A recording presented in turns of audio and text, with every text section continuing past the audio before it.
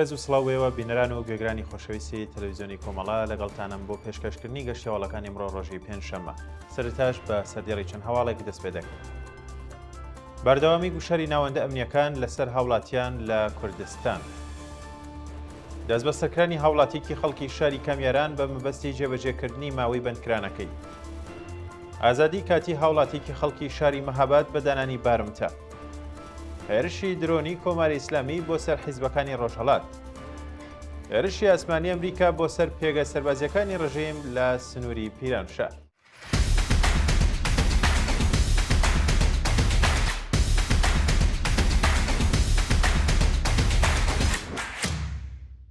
بەردەوامی گوشاری ناوەندە ئەمنیەکان لەسەر هاوڵاتیان لە کوردستان. ڕۆژی سێشەممە حوتی گەلاوێژی 1405 هەتاوی گەنجێکی تەمەن 18 ساڵ لەلایەن هێزە ئەمنیەکانی ڕژیمەوە لە شاری جوانڕۆ دەست بەسەر و بۆ شوێنێکی نادیار گواستراونەتەوە. بەپێی راپۆرتەکان ئەو گەنجە بە هێرشی هێزەکانی ئیدارەی اطلاعاتی ڕژیمی کۆماری ئیسلامی بۆ سەر ماڵەکەی دەست بەسەر و ڕەوانەی گرتوخانەکانی ناوەندە ئەمنیەکان کراوە.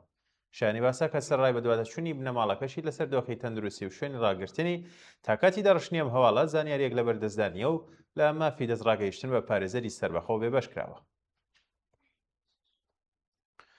دەست بە سەرکرانی هاوڵاتیکی خەڵکی شاری کامیاران بە مەبەستی جێبەجێکردنی ماوەی بەندکرانەکەی.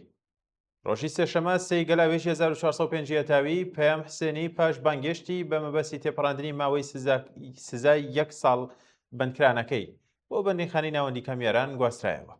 ناوبراوە بە تۆمەتی ئەندامەتی لە حیزبە کوردیەکان سزای 1 ساڵ زەندانی تازیری و 5 ساڵ زەندانی تالیقی بەسەردا سەپێنرابوو.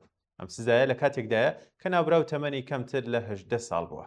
ئەم بەندکراوە لە تەمەنی 17 ساڵیدا لەلایەن هێزەکانی ڕژیمەوە دەست بەسەر و پاش 1 ڕۆژ بەندکران بە دانانی بارمتەی 2 ملیارد تمەنی بە شێوەیەکی کاتی و تا کۆتایی قۆناغەکانی دادگاییکردن ئازاد کرابوو. ئازادی کاتی هاوڵاتیکی خەڵکی شاری مەهاباد بە دانانی بارمتە.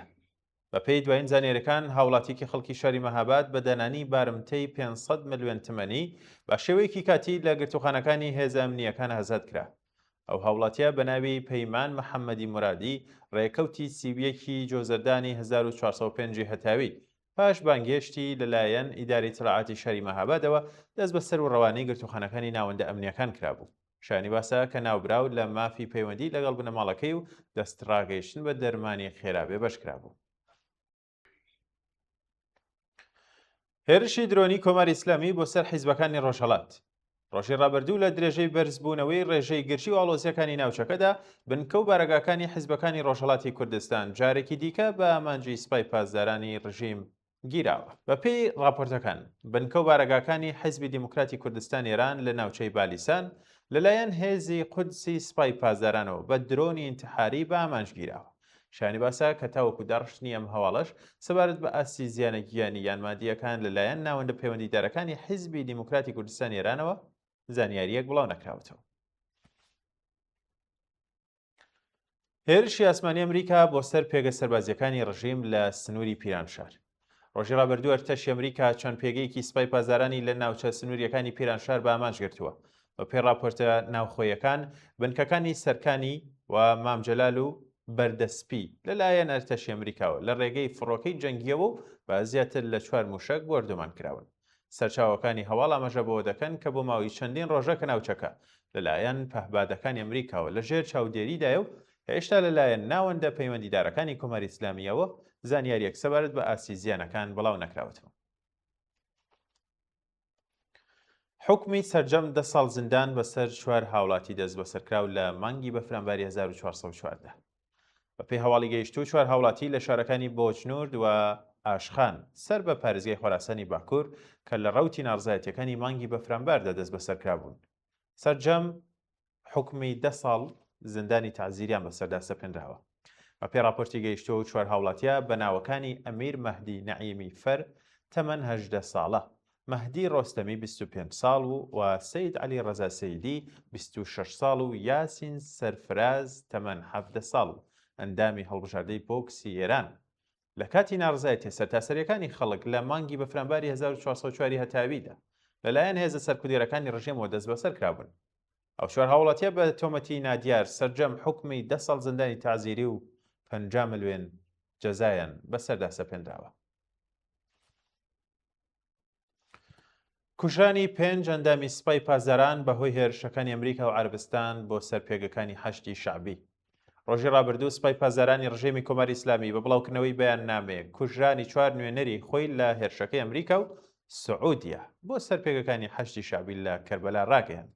بەپێی راپۆرتەکان ئەو 5 کەسە بەناوەکانی محەممەد ئەمین ڕۆستەمی جەلیلیان، ئەمیر عەباس دێرهەمفروش، عەلی ئەزهەر ئەستانە، ئەبولفەول متەقی و مرتەزا ئەکبەری لەلایەن سوپای پازارانەوە بە نوێنەرانی کۆماری ئیسلامی ناوبراون و جەخت لەسەر ئەوە کراوەتەوە کە هێشتا جەستەکانیشیان نەدۆزراوەتەوە. جێگای ئەمەژێ کە ڕۆژی سێشەمە 6 گەلاوێژ بنکەوبارەگەکانی حەشتی شەعبی لە میلیشیاکانی کۆماری ئیسلامی لە عێراق بە چەندین فڕۆکەی جەنگی و موشک لەلایەن عەرەبستانی سعودیە و ئەمریکاوە بە ئامانجگیراون و بۆ هێرشەوە زیاتر لە 55 ئەندامی و هێزە کوژاون یان بە سەختی بریندار بوون. کوشران و برینداربوونی چەندین هێزی ڕژیم لە شارستانی ئێران شەهر. شەوی چوارشەمە حوتی گەلاوێژی 1405 هەتاوی لە ئەنجامی هێرشی گروپێکی چەکداری نەناسراو بۆ سەرهێزەکانی ڕژیم لە شارستانی ئێران شەهر، سیستان و بەلوچستان چەندین هێزی ڕژیم کوژراون یان بریندار بوون. راپۆرتەکان ئاماژە بۆ دەکەن کە چەکدارانی نەناسراو بە چەندین ئۆتۆمبیلەوە هێرشیان کردوتە سەر خاڵێکی پشکنین لەو شارە و بۆ هۆیەوە لانیکەم یەک ئەفسەری هێزەکانی ڕژیم بە ناوی مەیسەم کەرەمی کوژراو و چەندین کەسی دیکەش بریندار و ڕەوانەی نەخۆشخانەکراون. شایانی باسە کە هاوکات هێزێکی دیکەی ڕژێمی کۆماری ئیسلامی لە هەمان شاردا بە ناوی مهران سالارزادە لەبەر دەرگای ماڵەکەی بە دەستڕێژی گولە کوژراوە. کۆبوونەوەی کرێکارانی شیرکەتی نەوت لە پەرسی جنوبی و عەسەلویە. ڕۆژی چوارشەمە حوتی گەلاوێژی 1405 هەتاوی کرێکارانی شیرکەتی نەوت شاغڵ لە ناوچە عەمەلیاتیەکانی پارسی جنوبی و عەسەلویە دژ بە خراپی دۆخی ژیانیان کۆبوونەوە. کرێکارانی ناڕازی ئاماژە بەوە دەکەن کە بەهۆی پێنەدانی حەق دەستە دواخراوەکانیان و هەروەها بایەخنەدانی بە پرسانی ڕژێمی کۆماری ئیسلامی بە دۆخی ژیانی بنەماڵی کرێکاران لە دۆخێکی زۆر خراپی یابووری دادەشین. لە درێژەی کۆبوونەوەکەیاندا ناڕازیان خوازیاری بەرزکردنەوەی ئاسیەق دەست بە پێڕێژەی هەڵاوستان، دابینکردنی بیمەی دەرمانی کارامە، ئیمەنی شوێنی کار و ئیمکاناتی ڕیفاهی، کەمکردنەوەی سەعاتی کار و هەروەها پێدانی حەقدەست و مەزایە دواخراوەکانیان بوون.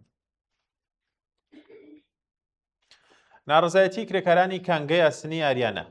ڕۆژی سێشەمە 6 گەلاوێژ کرێکارانی کانگەی ئاسنی ئاریانە دژ بە خراپی دۆخی ژیان و معیشەتیان کۆبوونەوە. بەپێی هەواڵەکان ئەو کرێکارانە بە مەبەستی ناڕزایەتی دژ بە پێنەدانی مەزایە دواخراوەکان، مافی بیمە و دەرکردنیان لەسەر کار و خراپی دۆخی معیشەتیان لە بەردەم فەرمانداری ڕەفسەنجان کۆبوونەتەوە و بەوتەی کرێکاران ئەو کانگایە لە مانگی گوڵانی ئەم ساڵەوە بە بیانووی نەبوونی داهات و لە سەرەوەبوونی تێچووی چالاکیەکانیان بە تەواوی داخراوە و زیاتریش لە 90 کرێکاری ئەو کانگایە بێکارکراون.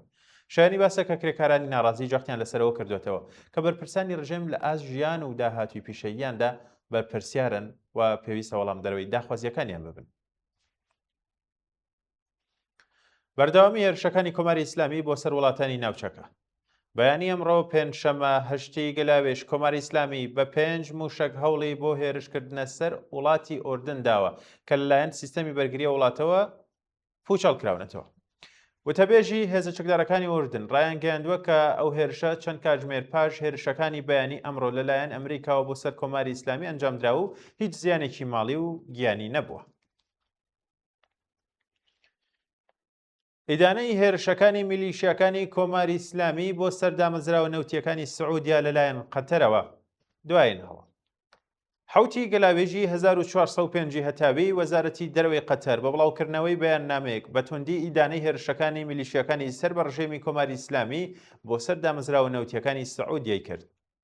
لە ڕاگەیاندراوەکەدا ئاماژە بۆ کراوە کە هێرشەکانی میلیشیاکانی کۆماری ئیسلامی بۆ سەر سعودیا بە تەواوی پێشێلکردنی یاسای نێودوڵەتیەکانە و عەرەبستانی سعودی مافی بەرگری لە بەرژەوەندیەکانی هەیە. هەروەها لە درێژەی ڕاگەیاندراوەکەدا جەخت لەسەر پاراستنی سەقامگیری ناوچەکە و هەروەها مافی وەڵامدانەوەی هێرشەکان لەلایەن سعودیەوە کراوە. بەڵێ بینەران و گوێگرانی خۆشەویست گەشتیاوەڵەکانم پێشکەشکردن کات و ساتێکی باش بە هەموو لایەکتان.